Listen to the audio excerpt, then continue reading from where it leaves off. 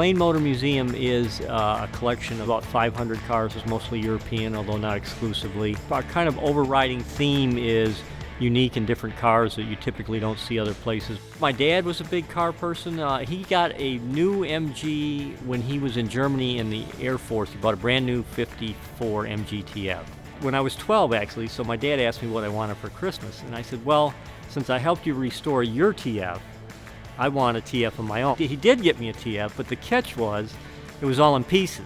We had a workshop, so I thought I got 4 years to restore this car, put it together, which I did. So I've kind of been working on cars most of my life. The impetus to start it, I think, was, so I was collecting cars, and I had about 75 classic cars of my own, and they were in, you know, different garages and different places. I always enjoyed the cars and I enjoyed showing them to people, so it kind of got to the point where put them together in one entity. We started a nonprofit foundation. We started looking for a building. We're really lucky to find this building. It's an old bakery. When we started out, I don't think there was that grand plan of being unique and different, but as time went on, we realized that was really what people always thought of us as. We have a large collection of micro cars. We have a large collection of about 10 propeller-powered cars and a few propeller-powered bicycles, propeller-powered canoe. We have a large collection of Tatras.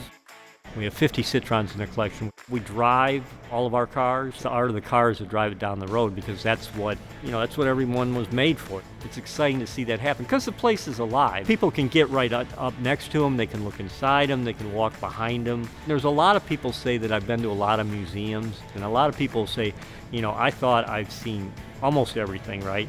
And they'll come and say, 75% of these cars I never saw. We have all the cars on the website with pictures and specifications. It'll tell you a little bit about the history of the museum and what's here. And I say, well, if you read every sign, you would be here all day. I think cars are important because, you know, I mean, that's the way people move around.